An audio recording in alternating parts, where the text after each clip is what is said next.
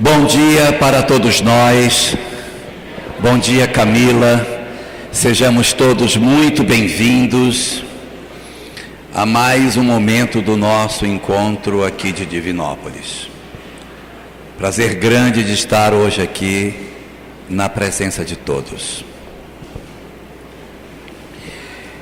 Quem gosta de estudar o Antigo Testamento já deve ter tido a oportunidade de encontrar, na história que está apresentada no livro de Êxodo, do capítulo 5 até o capítulo 14, a saga da libertação do povo de Israel.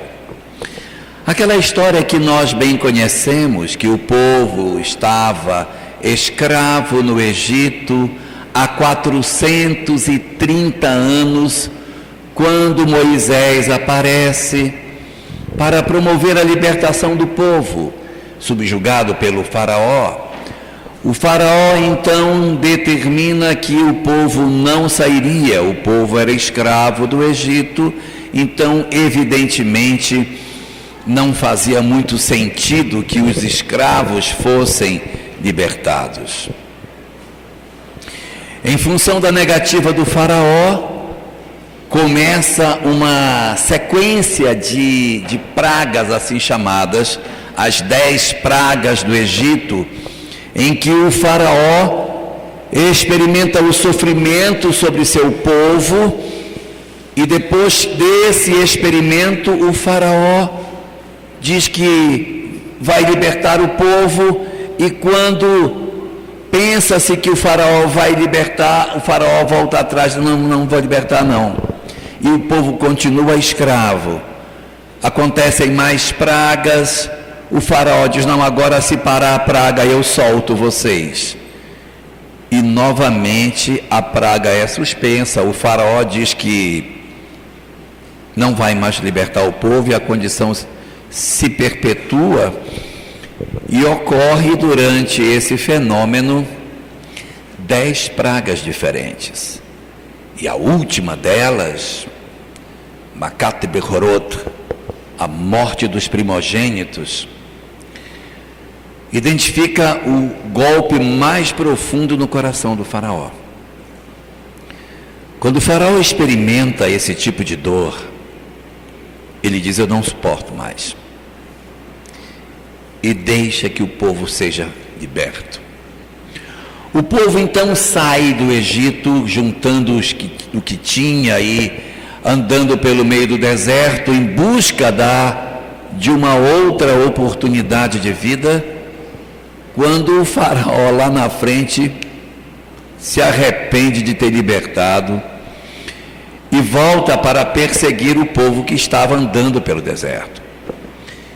Daí conta a narrativa bíblica que o povo estava marchando pelo meio do nada, tendo deserto à sua esquerda, deserto à sua direita e na frente o mar. As alternativas eram muito poucas, né? Porque era deserto de um lado, deserto do outro, e simplesmente ali na frente o mar intransponível. O povo continua marchando quando de repente uma poeira aparece no horizonte. O exército do faraó voltou para prender os hebreus de volta. O faraó havia se arrependido. Então o povo se desespera, porque agora a situação piorou, não era deserto à esquerda, deserto à direita, o mar à frente e o inimigo na retaguarda para me prender. Há um desespero dentro de Israel, naquele momento, há um pânico entre as pessoas, e nesse momento Moisés se retira e conta o texto bíblico que ele diz, Senhor, o que eu faço? O que eu digo ao povo? Porque nós estamos sem alternativa. Há deserto à esquerda, deserto à direita, e o mar à frente, e o exército do faraó na retaguarda. o que eu digo ao povo. E a voz com a qual Moisés se comunicava diz para ele: diga ao povo de Israel que marche. Diga ao povo de Israel que marche. Marche para onde, meu Deus? Marche na direção do mar, do intransponível. E quando o povo chega nas margens do mar, o faraó já se apontando para alcançar o povo, Moisés então, segundo o texto bíblico, bate o cajado, o mar se abre, o povo atravessa, e quando o exército do faraó entra, o mar se fecha e tudo ali é devorado pelas águas. Essa história não tem nada a ver com o que a gente tem para falar hoje. Tem nada a ver. Não teria nada a ver se a cabala judaica não nos trouxesse reflexões metafóricas sobre todas essas questões. Porque enquanto dentro do judaísmo nós podemos ter uma leitura literal do texto e nos aproximarmos da história pela história e simplesmente termos uma leitura rasa daquilo que o texto nos apresenta, é possível fazer uma leitura simbólica de todos os textos que compõem o conhecimento judaico, permitindo assim, Chiquinho, que a gente possa levantar o véu e enxergar as entranhas da história e o sentido mais profundo pelo qual essas informações nos foram oferecidas. E é exatamente quando nós nos debruçamos naquilo que os estudiosos do judaísmo no sentido simbólico, os chamados cabalistas, os que estudam a cabala, voltam para reinterpretar o mesmo texto e encontrar na narrativa que nos foi oferecida uma reflexão muito mais profunda do que aquilo que nós poderíamos encontrar. Narram os estudiosos da cabala que a história da escravização do povo no Egito é o símbolo da escravização do ego, em que a criatura está presa pelo faraó. Quem é o faraó simbolicamente dentro da leitura da cabala? O nosso egoísmo, o nosso orgulho, as nossas imperfeições morais, que não cede, que não liberta, enquanto que o chamado povo hebreu, que é aquele que na leitura do texto está conectado ao divino, representaria aquilo que a psicologia chama de superconsciente, chama de self, chama de eu superior, chama de tantos nomes diferentes, mas seria esse eu divino que está dentro de nós. Ele está aprisionado pelas nossas imperfeições morais. As nossas imperfeições morais nos escravizam e não nos permitem promover o processo de libertação. E nós permanecemos 430 anos presos dentro de nós mesmos, sem experimentarmos a libertação do nosso próprio eu. E quando, dentro do nosso reino interior, do nosso Egito interior, o nosso eu superior tenta se libertar, tenta sair da escravização, o faraó oprime. Não vai sair, não vou permitir. Só que a negativa de libertação do faraó, Daniela, a tentativa de escravizar o povo, promove sofrimento no povo do faraó, que são as pragas. O que são as pragas no sentido simbólico da cabala? Os processos de adoecimento e dor que decorrem de nós não permitirmos que o nosso eu superior se liberte. Então, quando a dor vem, nós dizemos: nossa, eu preciso mudar, não aguento mais. Eu vou mudar, eu preciso mudar, eu não posso ser como eu sou. Se essa dor passar, eu vou mudar. Aí a dor passa, o que é que a gente faz? Não muda, claro. Questão 911 do Livro dos Espíritos. Para quem esquecer o número, pode perguntar qual é o número da emergência nos Estados Unidos. Questão 911 do Livro dos Espíritos diz o seguinte: que muitos de nós dizemos que queremos que as nossas vidas mudem, mas ficaríamos muito satisfeitos se elas permanecessem como são. Não é meio esquizofrênico o negócio? Eu digo: eu queria tanto mudar, eu queria tanta, mas se não mudar também tá bom. Deixa ficar como está, que tá bom. Porque eu vou ter que fazer muito esforço para deixar de ser o que eu sou. Eu vou ter que sofrer muito se eu tiver que fazer um processo de mudança. Então eu até digo que eu quero, mas na verdade eu não quero. Igual quando algumas pessoas dizem assim: eu acho lindo pessoas que têm assim essa energia, que você chega perto e aí você chora, aí você se emociona. Eu queria tanto ser assim também. Eu queria muito ter essa condição assim de ser um espírito que todo mundo se emocionasse quando me visse, mas eu não queria mudar, eu queria ficar como eu sou, e queria que a lei de Deus mudasse para que o jeito que eu sou se tornasse o certo. Não vai acontecer, não vai acontecer. A lei de Deus, conforme a questão 615 do Livro dos Espíritos, é eterna e imutável como o próprio Deus. É preciso que nós façamos o nosso processo de mudança, que nós experimentemos a transformação das nossas vidas, para que aconteça a libertação de nós próprios do jugo que o egoísmo, que o poder, que o orgulho exerce sobre nós e que não permite que nós experimentemos a felicidade. Às vezes a gente até quer perdoar alguém. Às vezes nós queremos perdoar os outros e dizemos: queria muito perdoar fulano, sabe? Eu acho que seria bom se eu perdoasse. A gente recomeçava a vida melhor, tirava essa mágoa do meu peito. Mas quando eu penso que eu vou ter que perdoar aquele miserável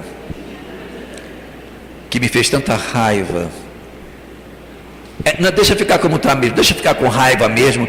Eu vou ficar cheio de caroço, cheio de problema de saúde, com todo tipo de coisa, urticária nervosa, herpes zoster, problema de doença autoimune, desequilíbrios na tireoide, gastrite, um monte de ite, mas eu não vou mudar. Esse é o nosso movimento de ida e vinda que o faraó faz. O faraó diz: eu vou mudar, mas aí o faraó retorna. Daí o faraó diz: agora não, com essa praga agora eu vou soltar, eu prometo. Então beleza, recolhe a praga, retira a condição de sofrimento. Daí a criatura volta a ser aprisionada novamente. Isso vai acontecer várias vezes, até que na última das vezes, na dor mais profunda que nos aconteceu, que mexeu a porção mais interna do nosso eu, o faraó enfim diz: eu não aguento mais, eu tenho que mudar, eu tenho que perdoar, eu tenho que rever a minha conduta, eu vou deixar esse vício, eu vou me reconciliar com alguém, eu vou fazer a mudança que eu preciso realizar. E solta, liberta o eu superior, liberta de nós o povo oprimido e escravizado, o self que estava preso. Mas só que tem um problema. Depois que o self é liberto, o ego vai atrás e se arrepende de ter mudado. Desgraçado, está me humilhando, porque a pessoa se reconcilia, pede perdão, chora. E muitas vezes, nesse mecanismo de ir e vir que acontece, nós temos a circunstância na qual... Tá tudo bem? Não vou forçar mais. Prometo. Então, quando por algum motivo o faraó percebe que o povo saiu e ele se dá conta do que aquilo vai representar na vida dele para o futuro, ele manda o exército atrás. O exército tem que tomar de volta a posse e voltar a escravizar o ego, o eu, para que não se possa ter a libertação.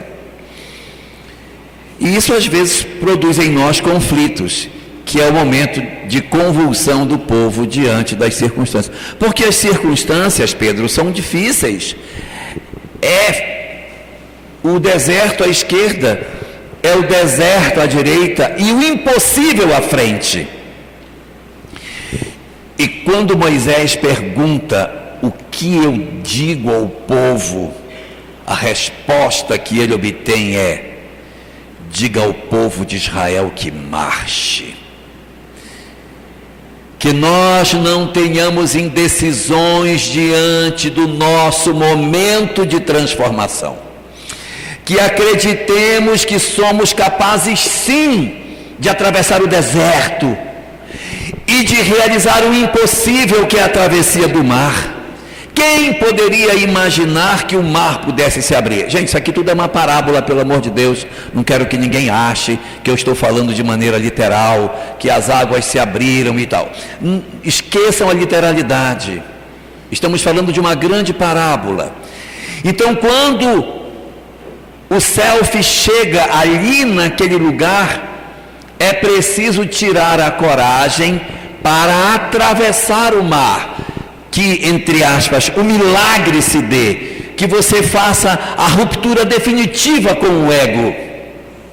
Eu preciso desse movimento para que eu consiga me libertar, porque se eu não atravessar o Mar Vermelho, eu serei capturado por ele de novo, eu volto para o cativeiro. Muitos de nós fazemos este movimento de tentativa de saída, e quando chegamos diante de grandes desafios, nós voltamos. Temos anseios de mudança, vontade de realizar a transformação, mas algo dentro de nós, como que nos impede de dar o passo decisivo, de entrar, Mariana, no mar, acreditando que nós vamos chegar do outro lado, sem temor de que as águas nos cubram. Esse é o grande sentido metafórico que nós encontramos na travessia do Mar Vermelho, na leitura metafórica, cabalística que os estudiosos fazem da libertação do povo do Egito. E tem uma coisa muito curiosa: eles ficaram 430 anos. Por que não foram 429, né? Por que não foram 431? Porque porque a conta não é uma conta muito redonda, porque se fosse eu, diria que foi 400, que eu arredondava logo para baixo, ficou 400 anos, tá bom. Mas o texto diz: do dia que o povo de Israel saiu do Egito, contou-se 430 anos de escravidão. Aí, Ellen, o que a gente nota desses números? Não sei se vocês sabem, no hebraico não existem numerais. Nós temos letras e temos numerais. No hebraico só tem letras, não tem numerais. As letras fazem o papel de numerais. Lembram dos algarismos romanos? Os romanos também não têm numerais, eles só têm letras. Só que quando eu olho para uma numeração romana, eu sei que aquilo não é uma palavra, porque L, X, I, V, M, D, aquilo não forma uma palavra. Então, claramente, em latim, eu sei quando é número e eu sei quando é letra. Isso não acontece no hebraico, porque todas as letras são números. E todos os números possuem uma letra que os representa. Isso significa dizer que quando eu leio um número, eu posso ler este número como uma palavra, ou quando eu encontro uma palavra, eu posso lê-la como um número. Segundo os cabalistas, 430 é a numeração, se eu fosse somar as letras, do verbo ler. Ler, em hebraico, forma 430. Ler é o verbo que Deus teria dito para Abraão quando ele sai da Caldeia. Ele diz: ler, sai da tua terra, dos teus pais, e vai. Ler. Com uma curiosidade, quando Deus diz para Abraão: vai da terra dos teus pais para a Caldeia, para a Canaã, sai da Caldeia para Canaã, ele usa a expressão Lech Lechá, que significa vai para dentro de ti. Mergulha no teu próprio eu. A Canaã, na verdade, não é uma terra física, é um espaço interior de libertação que existe no íntimo de cada um de nós. Quando Abraão ouve a frase Lech Lechá, vai para dentro, significa vai para dentro de ti, liberta-te, sai da terra onde tu estás e vai para um mundo interior onde existe a libertação da criatura. E este sentido mais exato nós vamos encontrar no próprio Evangelho de Jesus, quando ele comenta das parábolas do reino, que diz: o reino dos céus está dentro de vós. Ou seja, o mecanismo de libertação, seja a saída de Abraão da Caldeia, seja a libertação do povo do Egito, todos convergem ao mesmo pensamento: a necessidade de que nós consigamos vencer a nossa pequenez, para sairmos da terra viciada, onde o faraó reina, a terra onde reina o ego, e atravessarmos o Mar Vermelho, que é a mudança efetiva para inaugurarmos uma nova fase nas nossas vidas. Este é o sentido que nós encontramos daquilo que o judaísmo e a própria Cabala nos apresenta. Mas e o Espiritismo, hein? O que ele fala a respeito disso? Qual é o sentido que a doutrina espírita nos oferece sobre essas questões? Nós vamos perceber que na leitura que a doutrina espírita nos confere sobre esse mesmo assunto, há uma similaridade muito grande com esses contextos que a Cabala nos entrega. Porque quando nós visitamos a série psicológica de Joana de Ângeles, que analisa o processo de crescimento e de desenvolvimento das criaturas, Joana de Ângeles vai nos dizer, Ana Mírtia, vai nos dizer que, na verdade, antes de nós chegarmos na fase hominal, nós vivemos uma fase animal, um longo período ancestral de animalidade. E nesse período de ancestralidade, de animalidade que nós vivemos, nós tivemos que desenvolver determinados atributos importantíssimos para a evolução, chamados instinto.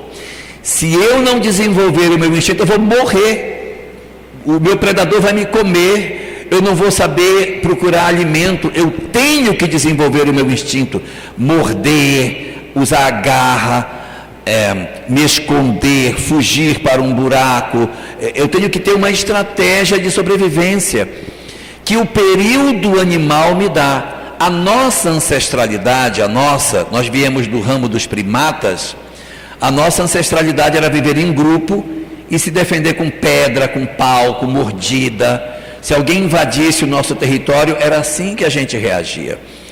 E enquanto estávamos na condição animal, os mentores diziam: que maravilha, hein? Está desenvolvendo muito bem, ó. O instinto está ótimo, está mordendo bem, está sabendo bem se defender. Pegou um pedaço de pau que era mais duro, que ele pegou isso aqui que era meio quebradiço, ele jogou fora, pegou um outro que era de madeira de lei, só para dar na cabeça do seu agressor. Está ótimo ele, hein? Está um espetáculo. Por quê? Porque no período animal, nós somos dominados pelos instintos. E isso é virtude, porque indica evolução dentro da animalidade. Quando nós atravessamos a fronteira da animalidade para a chamada hominialidade, ou seja, alcançamos o gênero humano, quando nós chegamos nesse estágio evolutivo, é hora de nós aprendermos coisas que a gente ainda não sabia, ou seja, o instinto que nos ajudou até aqui, agora ele pode ser um embaraço para nós. Não que a gente vá abandonar o instinto, nós vamos cobrir o instinto com uma nova camada, que é a camada da razão. Quando eu era animal, que tinha um pedaço de carne, eu pegava aquele pedaço de carne, corria, me escondia numa árvore e ia comer sozinho, porque eu tinha que sobreviver. Muito bem, parabéns, animal, sobe na árvore e come sozinho. Quando eu me torno homem, eu trago essa experiência de comer escondido, de puxar só para mim. Isso faz parte da nossa herança, mas eu vou descobrir que isto não me fará mais feliz, que eu preciso desenvolver outros conhecimentos que o instinto não me dava. Então, até aqui, o instinto regeu as nossas personalidades. Desse passo para frente, nós temos que dominar a nossa personalidade através da razão. O instinto está lá, mas eu preciso agora uma nova camada para vencer esses processos. Quando a gente lança um foguete, não sei se vocês já viram, o foguete tem vários estágios. Tem um estágio, outro estágio. Esses estágios iniciais só tem combustível para tirar a gente da atmosfera. Quando chega lá em cima que o combustível acaba, ele não nos interessa mais, porque ele já fez o papel que tinha que fazer. E é assim que o instinto vai se desenvolvendo. A gente vai até um ponto, ele não nos ajuda. Depois que você já venceu aquilo, ele não é mais quem nos governa. Quem nos governa é a razão. E todas as vezes que no período hominal, como os homens que somos, nós voltamos a nos comportar como animais, Joana de Ângeles diz que isso é um comportamento atávico. O que é um atavismo, Dona Ellen Menezes? Um atavismo é, na verdade, um comportamento viciado que eu tenho lá atrás e que eu estou vivendo ele como ser humano, que já não é mais necessário. Nós temos que vencer essa etapa. Então nós vivemos um período em que a gente está tentando vencer o instinto e encontrar uma nova verdade, mas há um período de muita confusão aqui, porque ora o instinto comanda, ora a razão comanda, e há um período de conflito em que as nossas emoções ficam muito perturbadas. Por quê? Porque eu tenho arroubos de virtude, mas o instinto me puxa para trás. Então, da saída do instinto até nós chegarmos num estágio mais avançado, nós passamos por um período de muito conflito emocional, até que a gente supere esses conflitos. Durante esse período de grandes conflitos, os nossos atavismos precisam ser vencidos. Nós temos que vencer os atavismos. E como é que a gente vence atavismo? Eu não quero desestimular ninguém com o que eu vou dizer, mas como que a gente vence atavismo? Da mesma forma que a gente construiu os instintos. Como foi que nós construímos os instintos? Pela repetição. repetiu até aprender. Agora precisa se libertar do instinto. Como vai libertar? Repetindo até aprender. Então a repetição vai promover a libertação progressiva do espírito desse mecanismo de aprisionamento. É como se fosse aquela hora em que o self, preso pelo faraó, começa a fazer o seu processo de libertação. Então o faraó diz que vai libertar, mas prende de volta. É esse período de conflito, até que a gente atravesse o Mar Vermelho. No livro Evangelho segundo o Espiritismo, há uma mensagem intitulada A Lei do Amor, assinada por Lázaro. Nessa mensagem sobre a lei do amor, Lázaro diz: no início nós tínhamos apenas instintos. Depois, mais avançados, temos emoções. E depois, sentimentos. Somos instinto no mundo primitivo. Somos emoções no mundo de provas e expiações. E somos sentimentos no mundo de regeneração. Importante observar que a saída desse estado perturbador e aprisionador que nós vivemos vai ser vencido pela experiência. Eu irei experimentar quantas vezes forem necessárias, Silvinho. Quantas vezes, se for preciso 10, preciso 1000. Quem dá o ritmo do processo de libertação das almas somos nós mesmos. Então, todos nós temos um encontro marcado com a felicidade, isto é fato. Todos nós atravessaremos o nosso Mar Vermelho. Todos nós conseguiremos ter aquela coragem de entrar no mar. E quando o Senhor disser, diga ao povo de Israel que marche, eu marcho, mesmo não tendo a perspectiva do que vai acontecer no amanhã, mas a confiança diante daquilo que me aguarda.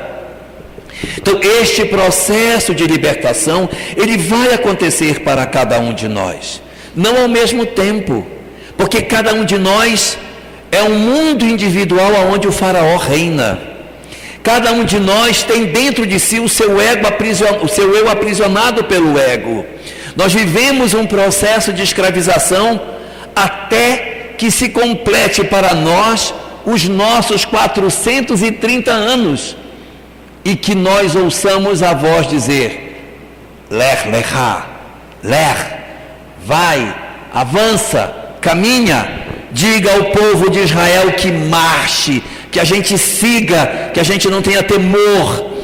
É este mecanismo que vai lentamente promovendo a transformação do eu e permitindo com que os conflitos existenciais que existem dentro de nós sejam vencidos. O que resulta de tudo isso? Resulta que da reflexão desses pensamentos nós temos que aprender a respeitar as nossas próprias dificuldades de caminhar. Eu não posso entrar num processo neurótico de dizer, eu tenho que sair desta vida perfeito. Observemos que no Evangelho segundo o Espiritismo, capítulo 17, quando Allan Kardec se refere às características dos espíritas, ele diz, aquele que se esforça. Não diz aquele que tem, mas é quem está se esforçando, é quem está lutando, quem não desistiu de si mesmo, quem não se condenou à escravização e está jogado dizendo, eu sou escravo mesmo e eu vou ficar como escravo. Eu preciso encontrar o mecanismo de libertação da minha escravidão. Se eu sou conformado com as minhas imperfeições e digo, consigo não, não vou nunca conseguir isso não, fico assim mesmo, então eu vivo na escravidão, eu vivo subjugado, eu vivo oprimido, mas eu não me movimento para me libertar. A Cabala diz uma coisa muito interessante sobre a escravidão. Ela diz que o escravo não é senhor de si mesmo, porque o escravo não se governa. Ele diz, eu fui ali porque o meu senhor me mandou, eu voltei de lá porque o meu senhor me disse para voltar, mas ele mesmo não tem vontade.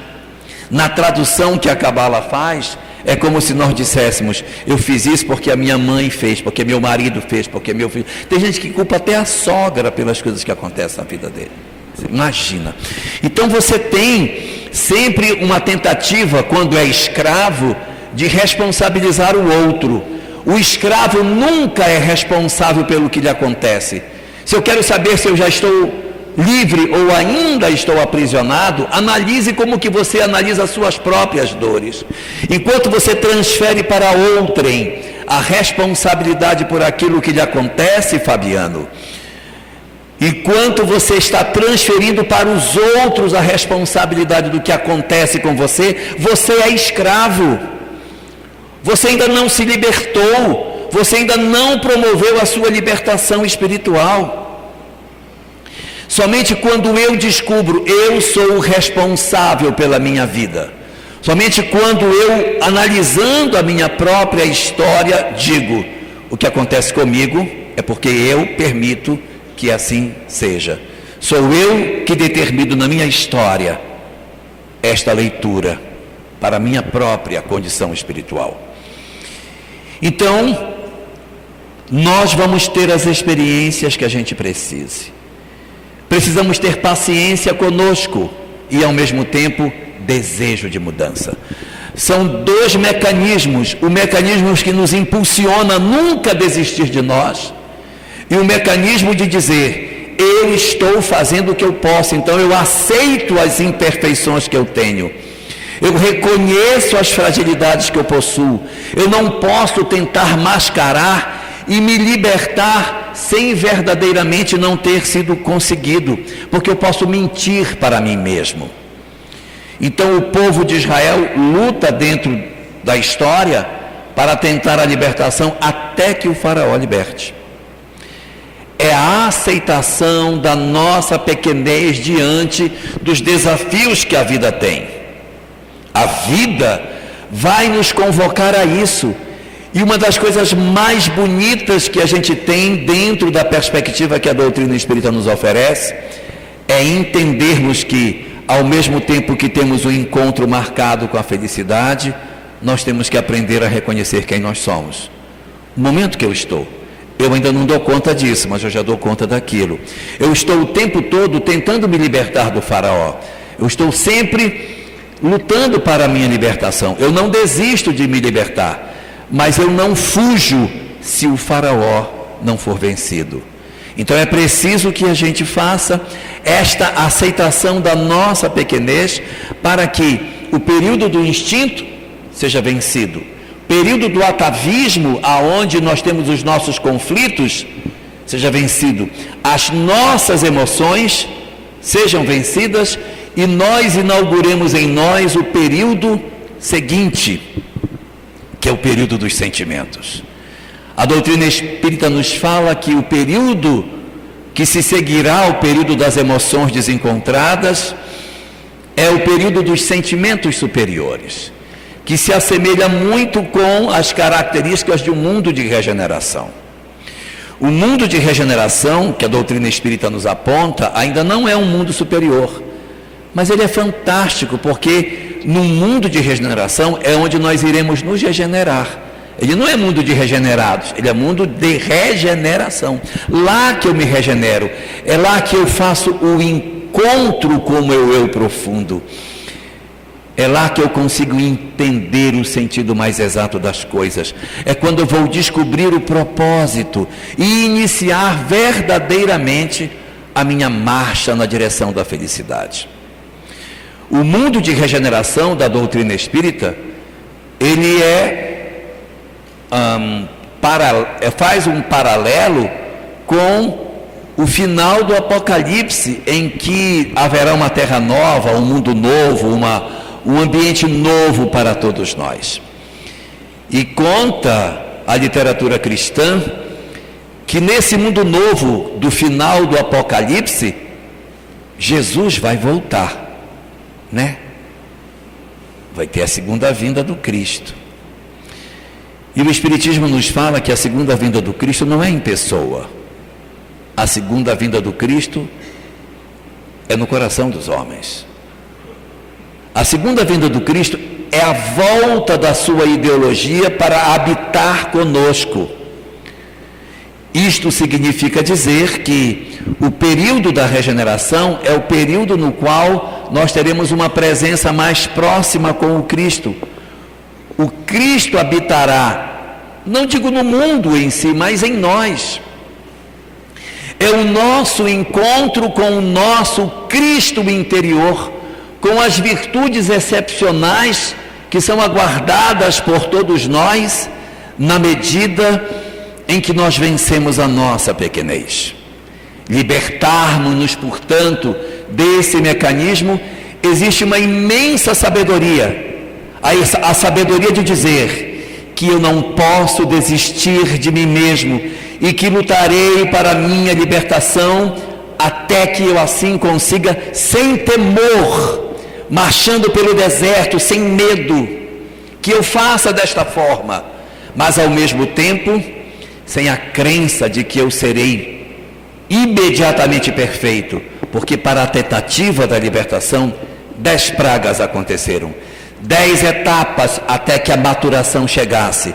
Não queiramos, portanto, nos neurotizar, querendo ser perfeitos desde agora, mas aprendamos a fazer as pazes com o nosso lado sombra e lutar sem temor. E quando chegar o nosso momento de conflito, as nossas horas que a gente achar que não terá condição de vencer, ouçamos o nosso Cristo interior dizendo para nós: diga ao povo de Israel que marchemos sem temor e com a certeza de um amanhã venturoso para todos nós.